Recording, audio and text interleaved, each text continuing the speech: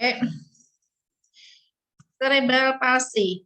Cerebral palsy ini adalah sebuah kelainan motorik non progresif ya, jadi tidak semakin bertambah parah terus menerus, maka dikatakan non progresif.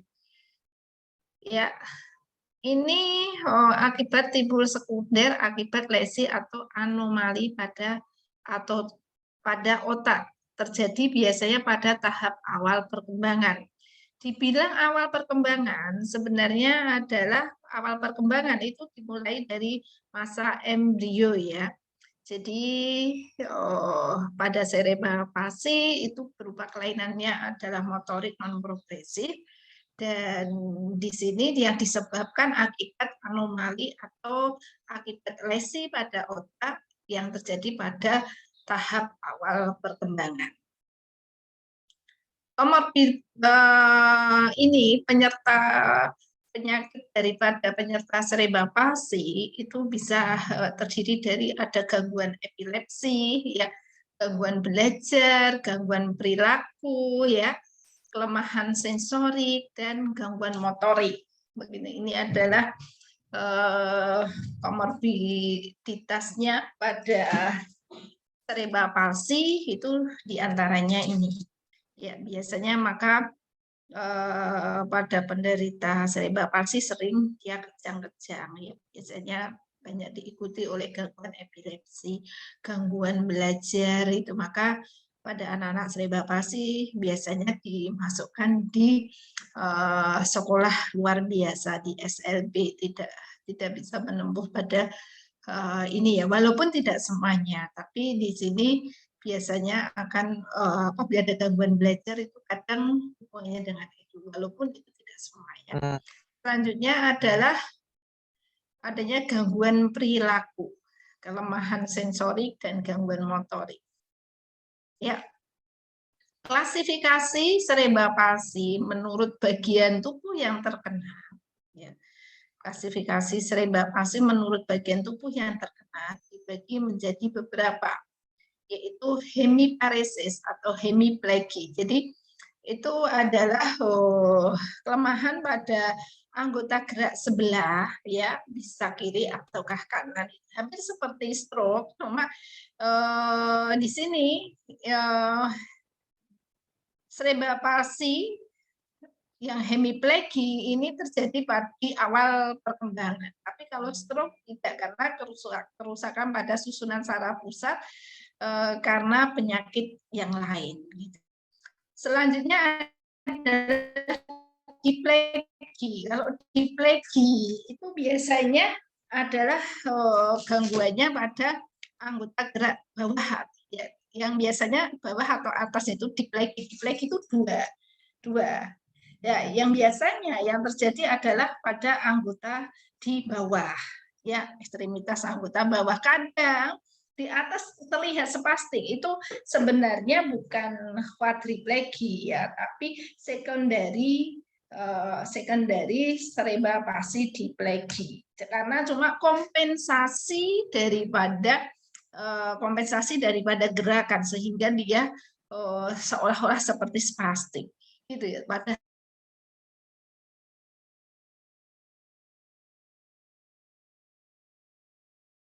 yang mengalami kelayuhan itu adalah 3, yaitu 2 tungkai dan 1 lengan, bisa kiri bisa kanan. Selanjutnya adalah yang keempat adalah quadriplegia atau tetraplegia. Ini jadi seluruh anggota gerak baik atas maupun bawah itu mengalami layu. Ini kalau menurut bagian tubuh yang terkena. Selanjutnya adalah cerebral palsy menurut sesuai dengan gangguan motoriknya. Bisa spastik ya, spastik itu berarti kaku ya, rigid itu ya, itu adalah spastis. Ataksia itu seperti kaku tapi patah-patah itu namanya ataksia. Diskinetik itu adalah banyak bergerak. Distonik itu tonusnya turun. koreoatetosis itu bergerak seperti menari-nari. Itu ya. Itu berdasarkan gangguan motorik. Selanjutnya serebapasi menurut derajat keparahannya berdasarkan dari Gross Motor Functional Classification System GMFCS ya. Menurut derajat keparahannya Gross Motor Function Classification System atau GMFCS itu ada derajat 1, derajat 2, derajat 3, derajat 4 dan derajat 5. Apa sih yang dikatakan derajat 1, derajat 2 ya? Derajat 3, derajat 4 dan derajat 5. Jadi ini menurut derajat keparahan cerebral palsy menurut GMFCS Gross Motor Function System ya. Gross Motor Function Classification System itu derajat 1 dikatakan bahwa cerebral palsy ini dalam derajat 1 itu apabila berjalan tanpa hambatan. Jadi pasien ini bisa berjalan tanpa hambatan. Keterbatasannya terjadi pada gerakan motorik kasar yang lebih rumit. Jadi anak ini bisa melakukan aktivitas, bisa berjalan dengan baik, kecuali gerakan-gerakan yang motorik yang lebih rumit, umpamanya naik motor, begitu ya. Jadi umpamanya harus menggunakan motorik halus yang kecil itu ya, itu yang mengalami gangguan. Jadi gerakan motorik kasar yang rumit yang dia mengalami gangguan. Jadi kalau untuk AKS-nya sendiri pasien ini bisa melakukan. Itu kalau yang derajat 1. Oke, ya Septian hadir. Oke. Muhammad Septian. Jadi di sini mohon cerebral palsy ini kan kalau anak-anak itu cenderung kita ke cerebral palsy ini, gangguan cerebral palsy itu masih banyak sekali ya di Indonesia. Selanjutnya derajat 2 itu berjalan tanpa alat bantu, keterbatasan dalam berjalan di luar rumah dan di lingkungan masyarakat. Jadi pasien ini, anak ini bisa berjalan, dia terbatas di luar rumah, umpamanya ternyata waktu di luar rumah dia umpamanya di lingkungan sekitar atau di luar rumah jalannya mungkin sangat turun sekali atau naik turun tangga begitu ya. Itu. Jadi kalau di dalam rumah di lingkungan yang dia sudah familiar, yang dia sudah menjadi kebiasaannya, dia kan perlu adaptasi ya. Kalau orang-orang kebutuhan khusus itu perlu adaptasi. Berapa lama gitu dia mesti akan bisa mengenal lingkungan, mesti dia bisa. Walaupun nanti tetangga banyak pun, umpamanya di rumah bertangga, saya yakin di luar rumah bertangga juga akan bisa. Begitu. Tapi kan kebanyakan kalau di rumah tangga kan paling 1, 2, nggak mungkin kan ada tetangga banyak, kecuali yang rumahnya tingkat. Tapi kan nggak mungkin kalau anak dengan cerebral palsy malah tidurnya suruh di atas. Begitu ya. Itu. Jadi di sini derajat 2 itu anak itu bisa berjalan tanpa alat bantu, tapi dia keterbatasan di luar rumah atau di lingkungan masyarakat sekitarnya. Ya.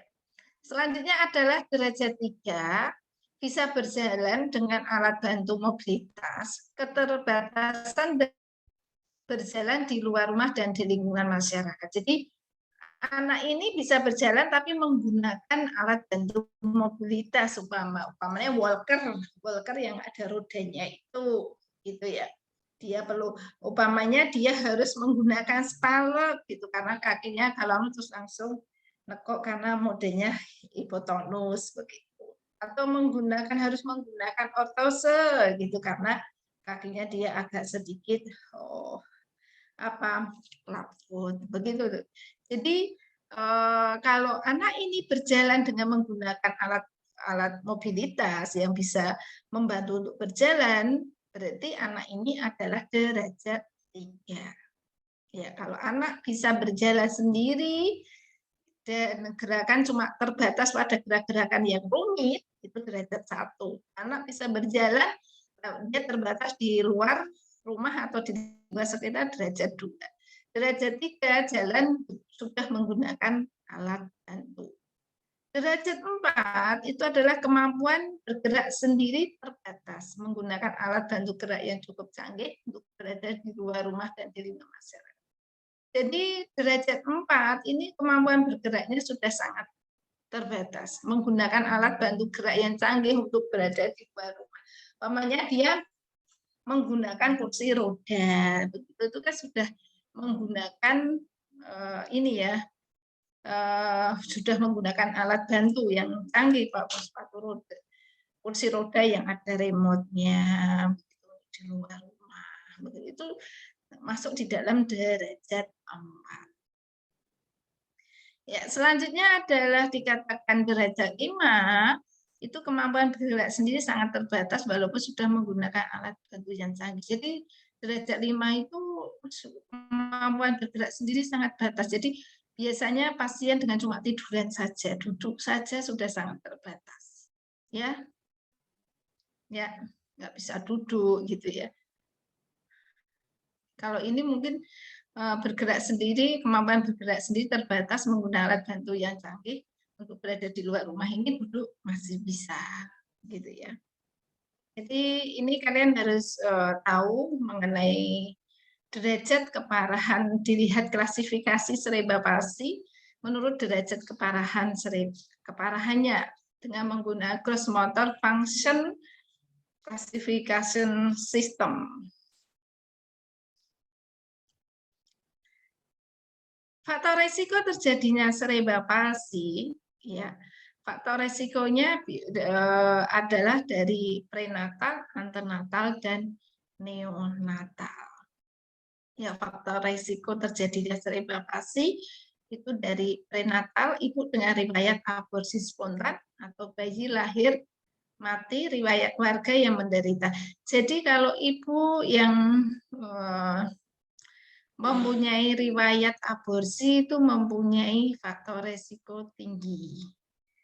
Terus ada keturunan, ya, ada riwayat keluarga yang menderita Sereba palsi juga mempunyai faktor resiko tinggi nanti anaknya menderita Cerebral palsy.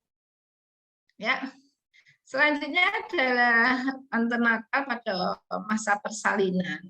Itu ya, yang mempunyai resiko tinggi terjadinya Cerebral palsy adalah berat badan lahir rendah. Anaknya lahir cukup bulan, tapi beratnya di bawah rata-rata, berat badannya rendah, gitu ya. Bayi yang kurang bulan atau anak yang lahir prematur itu mempunyai faktor risiko juga Cerebral palsy. Adanya kelahiran multiple atau kembar itu juga mempunyai risiko tinggi. Malformasi sistem saraf pusat ini pasti ya. Ibu yang menderita hipotiroid atau dan mendapat hormon tiroid ya.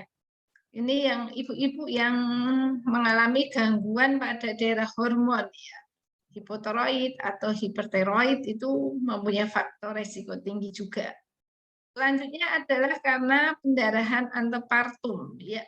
Jadi pendarahan pada masa persalinan dan protein urin berat pada akhir kehamilan dan adanya ibu hamil dalam kondisi preeklamsia itu juga mempunyai risiko tinggi untuk anak ini Cerebral palsy. Selanjutnya adalah setelah lahir itu juga ada beberapa yang menjadi faktor resiko Cerebral palsy, ada sepsis ya, demam tinggi, bayi yang lahir dari ibu dengan chorioamnitis agak skornya rendah ya, sebentar ya.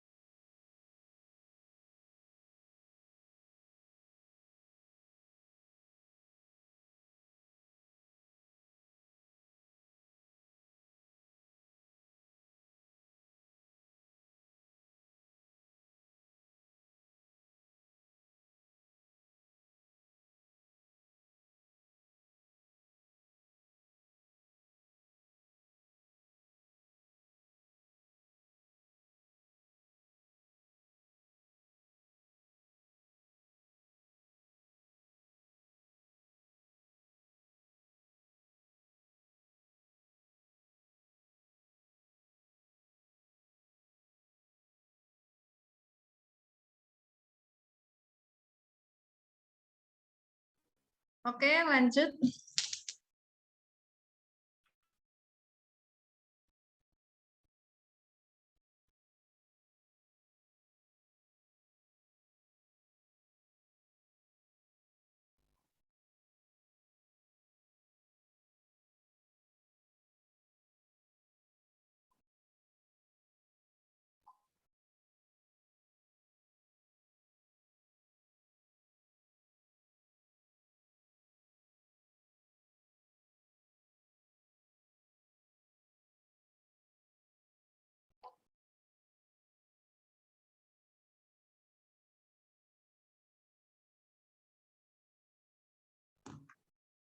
Ya, lanjut, faktor resiko terjadinya cerebral-palsy pada ini ya, salah satunya juga pada neonatal, agar skornya rendah ya, agar skornya rendah itu kalau di bawah 7 gitu ya, agar skor itu yang dinilai tonus ototnya, refleksnya, warna kulitnya. Ya harusnya warna kulitnya itu merah. Kalau ada yang biru itu menandakan bahwa terjadi sianosis atau kekurangan oksigen. Anak tidak nangis, kemudian nangisnya keras itu berarti nanti nilainya itu 2, tapi kalau merintih 1 gitu ya. Kalau tidak nangis sama sekali 0 gitu ya, itu nanti menandakan bahwa ABGAS skor kalau di bawah 7 itu berarti kita anak ini apa resiko terjadinya gangguan keterlambatan perkembangan gitu ya, apalagi nilainya adalah 3 itu kritis, anaknya tidak nangis, warna kulitnya biru begitu ya, itu tanda-tanda bahwa anak ini kurang oksigen di dalam otak gitu ya. Oke, selanjutnya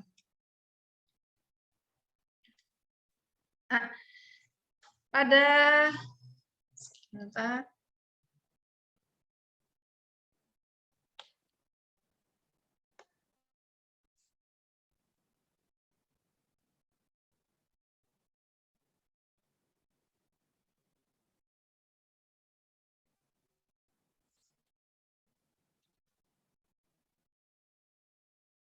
Oke. Ya.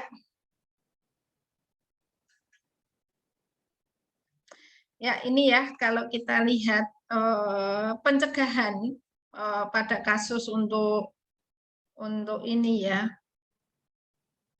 pada cerebral palsy kita perlu melakukan pencegahan secara baik pencegahan secara primer, sekunder maupun tertier ya. Pencegahan supaya tidak memunculkan adanya keparahan atau kecacatan atau mungkin di sini adalah pencegahan terhadap cerebral palsy ya. Ini kita pada masa kehamilan ini kita harus sering melakukan ANC yang memadai. ANC itu antenatal care, yaitu kita melakukan pemeriksaan ke dokter kandungan ya, dengan dimensi berat badannya, terus dilihat denyut jantungnya anak, dilihat air ketubanya, posisinya seperti itu. Ya, terus berat badan anak dalam kandungan begitu ya. Kalau sekarang kan sudah 4 dimensi ya, jadi bisa kelihatan itu ya.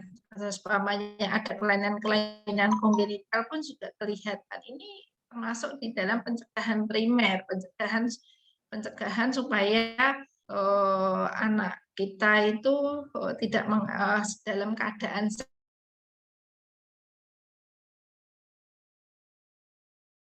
ditemukan pada kelainan kongenital setepat dilakukan pengobatan di dalam kandungan. Maka nanti di situ upamanya memang tetap kelainan karena malformasi daripada susunan saraf pusat, setidaknya bisa diminimalisasi begitu ya, untuk nanti derajat keparahan daripada cerebral palsy-nya begitu ya. Selanjutnya adalah pencegahan sekunder, yaitu dengan melakukan pengobatan ya. Dan pencegahan ini juga langsung datang ke fisioterapi dan melakukan yaitu rehabilitatif ya. Pada janin yang gawat itu biasanya akan mengalami kekurangan oksigen sehingga akan menyebabkan gangguan pernapasan. Dari janin gawat ini maka akan terjadi hipoksia otak ya, jadi kekurangan oksigen di dalam otak. Maka di sini akan mempengaruhi gangguan perkembangan otak ya. Jadi kita ingat bahwa oksigenisasi ini sangat penting untuk perkembangan otak. Pada trimester awal itu merupakan cikal bakal terbentuknya semua sistem organ. Salah satunya adalah otak juga.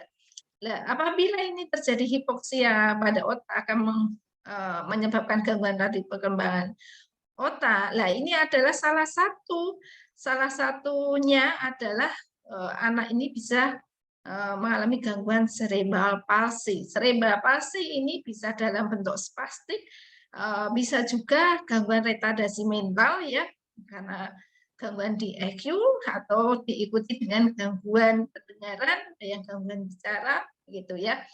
Nah, ini akan menghambat limitasi sosialita ya, sosial. Jadi ini akan menghambat anak untuk berinteraksi dengan teman-temannya. Nah, sehingga anak ini akan mempunyai perilaku khusus juga, maka anak ini mempunyai keterbatasan sehingga anak itu tidak bisa sekolah di sekolah yang umum, maka perlu kita disekolahkan yang khusus, yaitu sekolah yang luar biasa. Begitu ya. Oke. Selanjutnya, sebentar ini kok bisa. Oke. Langkah-langkah menegakkan di dalam diagnosa cerebral palsy, kita perlu melakukan yang kita kenal yaitu anamnesis. Anamnesis, assessment.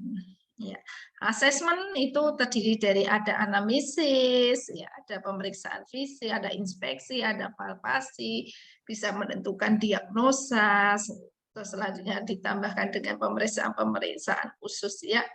Anamnesis ini kita bisa mencari tonus abnormal atau postur tubuh ya yang abnormal ya. Jadi anamnesis ini kita bisa menanyakan pada pasien keluhannya, apakah anak ini belum bisa mampu apa, dan biasanya kok anak saya posisi posturnya seperti ini begitu ya. Itu kan biasanya keluhannya pasien.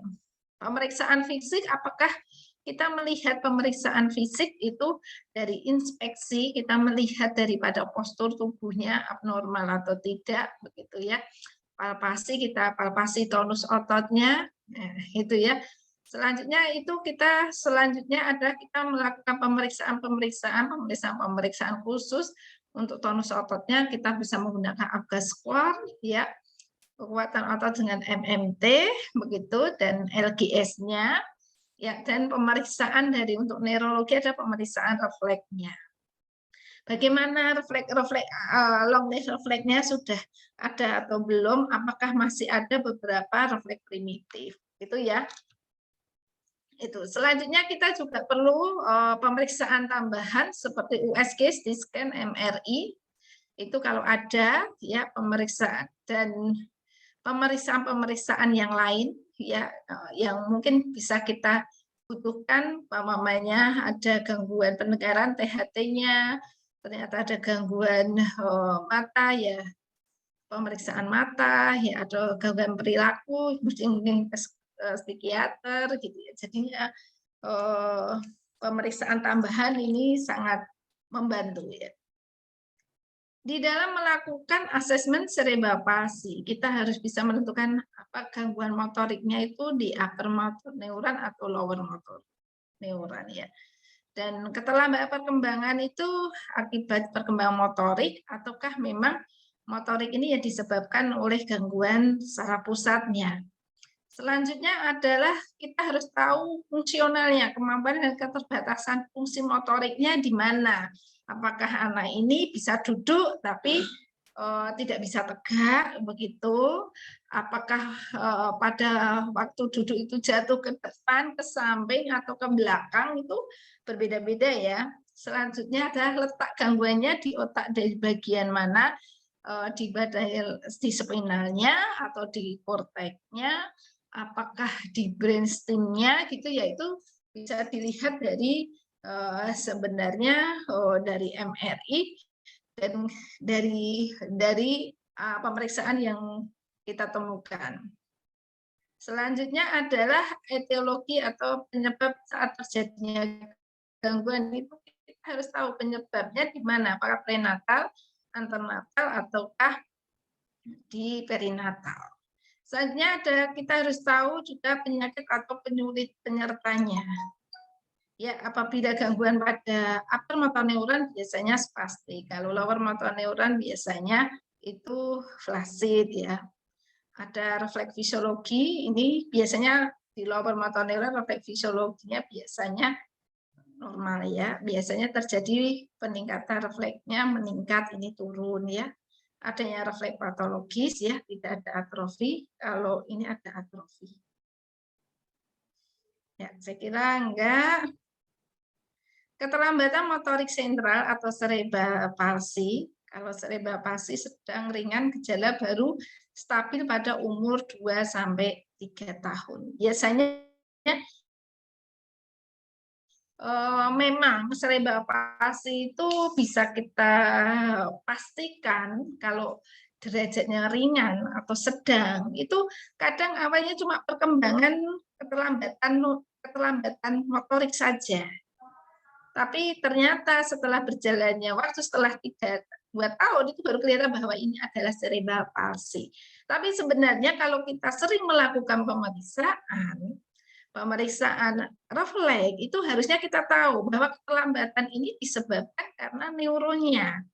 Karena gangguan pada sistem saraf pusatnya, di neuronnya, bukan karena keterlambatan karena kurangnya stimulasi. Begitu, karena biasanya akan menunjukkan bahwa refleks-refleksnya itu ada yang belum matang, dan mungkin refleks-refleks untuk long life refleksnya itu kadang beberapa tidak ada atau bahkan sangat terlambat sekali. Itu kita perlu curiga, gitu ya. Kalau cerebral palsy berat, gejala mungkin cepat terlihat dan menetap.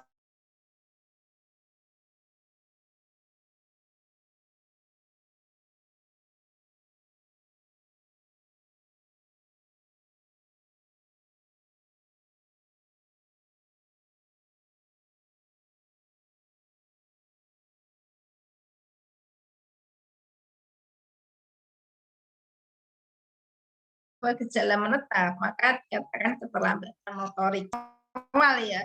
Dari sejak awal itu neonatus dengan fungsi neurologis abnormal ini kelihatan bahwa pada pemeriksaan refleks itu di awal itu tidak ada atau mengalami kemunduran itu ya. Jadi sejak awal itu muncul gejalanya CP itu, kalau neuro itu biasanya hubungannya dengan refleks, begitu ya.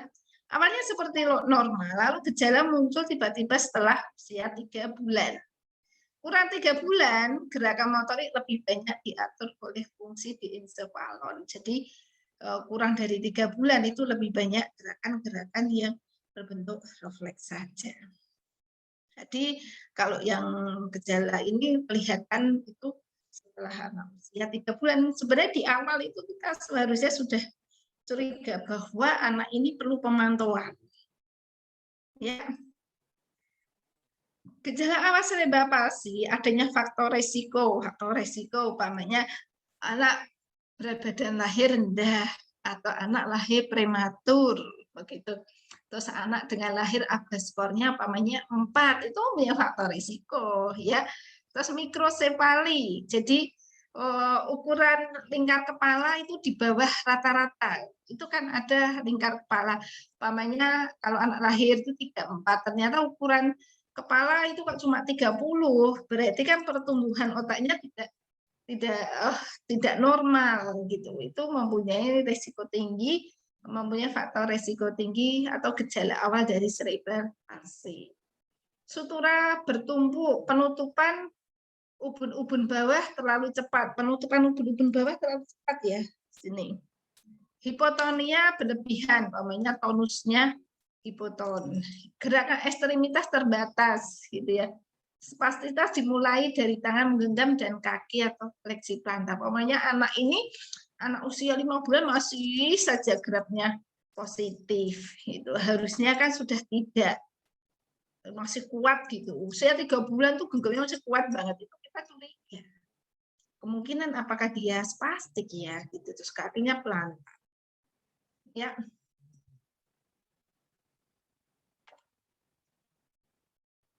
Ya, ini loh yang dikatakan apa, suturannya bertumpuk seperti ini ya.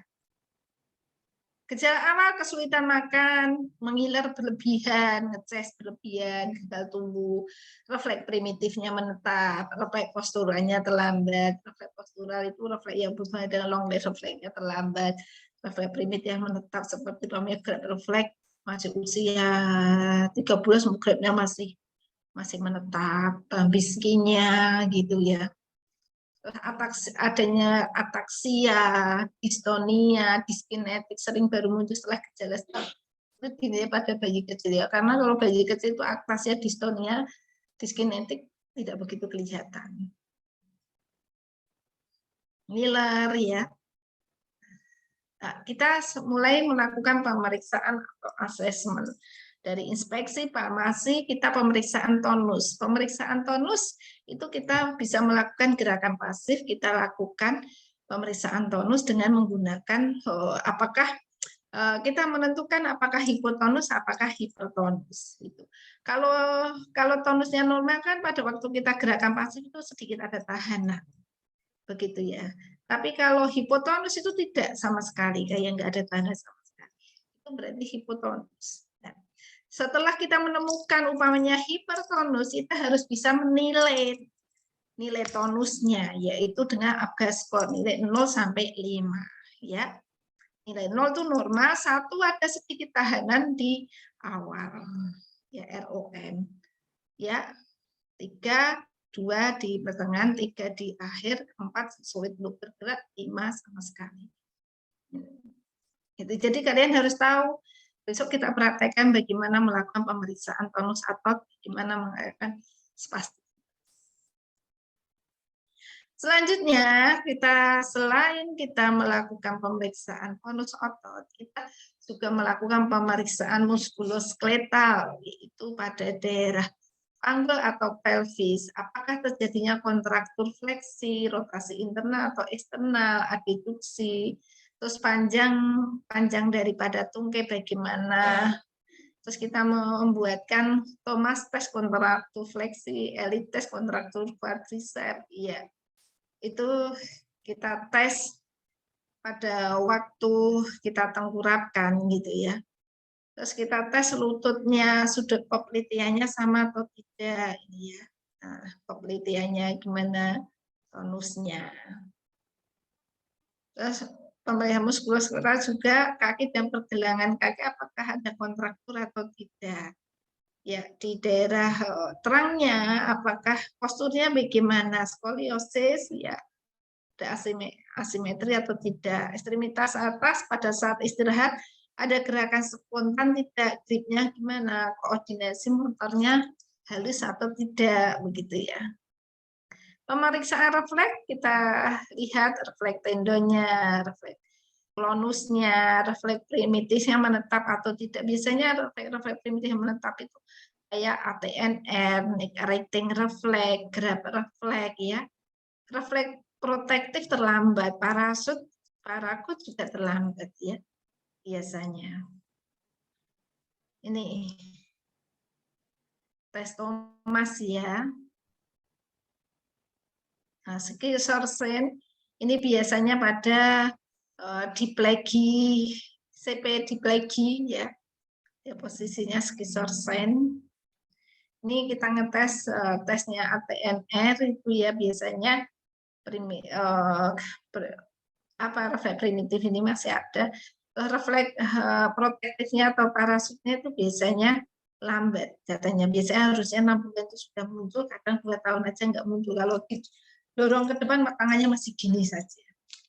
Kalau masih gitu aja nggak mungkin anak ini bisa berdiri. Ya.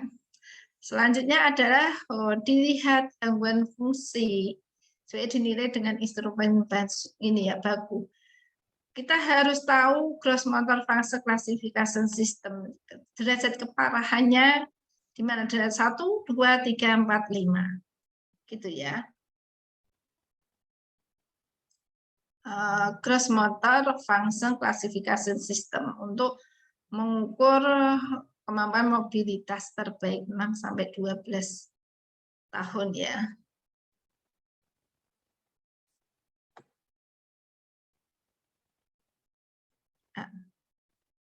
Gross motor fungsional, gross motor function classification system. Ini kalau kita melihat daripada ininya, kalau kurang dari 2 tahun itu biasanya anak ini harus sudah derajat 1 itu anak itu bisa duduk sendiri tanpa bertopang, merangkak, menarik diri ke posisi berdiri tanpa bantuan. Harusnya derajat 1, derajat 2 itu didudukkan dengan bertopang pada tangan. Jadi kalau derajat 1 itu anak harusnya sudah bisa duduk sendiri, merayap pada perut atau merangkak. Ya, menarik tubuh ke posisi berdiri ya, dan melangkah berpegangan. Sebenarnya kalau kita menarik tubuh ke posisi berdiri kan tidak. Sebenarnya pada waktu berdiri itu kan tidak menarik tubuh berdiri. Menarik tubuhnya tidak. Ya. Tapi gini, ya posturanya. Derajat 3 didudukkan dengan punggung bawah ditopang sedikit. Ya. Anak ini baru mampu berguling dan merayap, itu derajat 3. Derajat 4 dapat mengontrol kepala tapi punggung perlu ditopang saat duduk. Dapat mengontrol kepala tidak tapi punggung dan tubuh terganggu perlu bantuan untuk berguling. Jadi anak ini berguling aja nggak bisa, loh. Derajat 4 masih bisa. Ya, level 1. Nah, ini bisa duduk tanpa bertopang, ini harus bertopang. Ya. Kalau gross motor function classification system anak 6 sampai 12 tahun ini derajat 1, 2 sampai 45. Kalau derajat 1 sudah berjalan tanpa kesulitan ya, keterbatasan pada kemampuan yang lebih tinggi. Jadi motorik yang lebih rumit. Derajat 2 berjalan tanpa bantuan, keterbatasan belajar ini ya. Dia bisa berjalan, dia terbatas di luar rumah saja. Yang ketiga, dia berjalan dengan alat bantu dan terbatas di luar rumah. Derajat 4, bergerak dengan keterbatasan harus dibantu untuk berpindah dan menggunakan alat bantu mekanik. Ya, kayak kita anak ini sudah menggunakan kursi roda. Gitu. Kemampuan bergerak sangat terbatas baru dengan menggunakan alat. Ini ditaruh di kursi roda aja, dia tidak bisa sendiri, harus didorong begitu ya. Nah, ini ya level 3, contohnya level 3. Prognosis pada waktu kita pasien datang, kita melakukan asesmen, setelah itu intervensi, kita harus juga bisa melakukan prognosis. Kemungkinan anak ini dapat berjalan di kemudian hari atau tidak. Nah, kemungkinan berjalan itu kalau dilihat dari kontrol kepalanya. Ya, kalau dilihat, karena kalau pada waktu berjalan, kalau kontrol kepalanya itu sulit, ya jalannya agak sulit ya. Dapat mengontrol kepala pada umur harusnya kurang dari 9 bulan. Itu biasanya anak akan bisa berjalan dengan baik. Kalau dilihat dari kontrol kepala. Jadi pada waktu kita melakukan pemeriksaan, kok anak ini usia 12 bulan aja nggak bisa mengontrol kepala. Ya jangan bilang ini anak ini bisa berjalan dengan baik. Kemungkinan anak ibu nanti berjalan dengan menggunakan alat bantu, begitu. Ya, jadi kalau dilihat dari kemungkinan berjalan, dilihat dari kontrol kepala, kalau anak kurang dari 9 bulan udah bisa ngontrol kepala, berarti jalannya akan bagus. Tapi kalau 9 sampai 20 bulan itu baru bisa ngontrol kepala, itu berarti jalannya dengan menggunakan bantuan. Tapi kalau sudah di atas 20 bulan, kok dia belum bisa ngontrol kepala, ya buruk, nggak bisa jalan. 20 bulan itu sudah berapa tahun? 2 tahun kurang ya. 2 tahun kurang nggak bisa ngontrol kepala sama sekali. Kalau kemungkinan berjalan dilihat dari duduk ya. Apabila kurang dari 24 bulan anak ini bisa duduk sendiri, maka anak ini akan berjalan dengan baik. Tapi kalau anak ini duduk tanpa pegangan itu usianya sudah di atas 24 bulan sampai 26 bulan, kemungkinan anak ini berjalan dengan bantuan. Begitu ya. Kalau anak ini baru bisa duduk di atas usia 36 minggu, di atas 3 tahun, baru bisa duduk, ya kemungkinan tidak bisa jalan. Ini yang harus kita tahu. Jadi kita kalau ditanya, ini kira-kira bisa jalan enggak ya, bisa duduk enggak ya, gitu. Jadi kita bisa tahu. Ya, kemungkinan berjalan kalau dilihat dari kemampuan merangkak, ya. Kalau kurang dari 30 bulan itu bisa merangkak, anak ini akan bisa berjalan dengan baik. Kalau 30 sampai 61 minggu itu baru bisa merangkak. Ini berjalan dengan bantuan. Tapi kalau lebih dari 61 bulan tidak bisa baru bisa merangkak, itu kemungkinan tidak bisa jalan. Ya. Biasanya refleks primitif menetap. Kalau refleks primitif menetap tidak mungkin berjalan. Gitu ya. Ini dari ya di sini. Ini pengantar dulu sebagai sereba pasi sebelum kita besok yaitu kita lanjut di sereba pasi, hemiplegi, diplegi, quadriplegi. Silakan kalau ada yang mau ditanyakan. Ya, silakan. Ini dilihat dari klasifikasi keparahannya, klasifikasi menurut gangguan motoriknya, begitu ya, jenisnya, terus prognosisnya, itu ya. Pemeriksaannya terus besok kita baru bicara per kasusnya. Oke, silahkan kalau ada yang mau ditanyakan.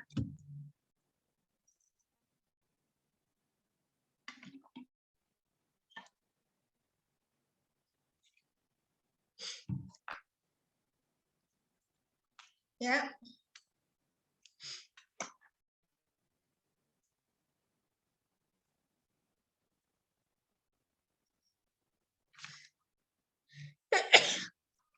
Ya, silahkan.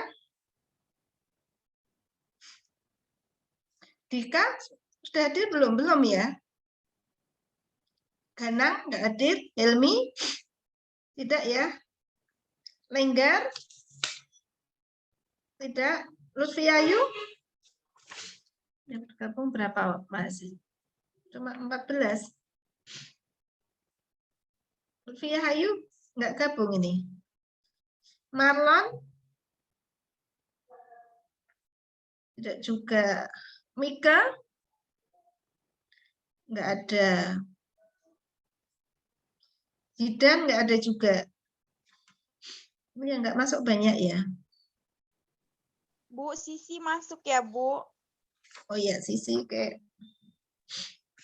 Helmi masuk, Bu. Helmi masuk. Oke. Lenggar enggak ya? Lutfia Hayu enggak ya? Marlon tidak, Mika tidak ya?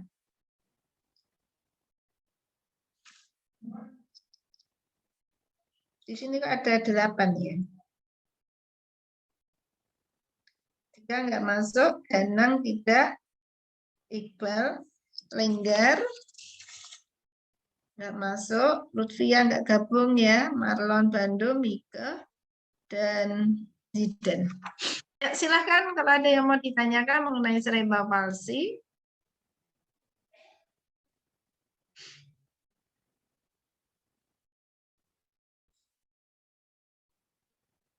Tidak?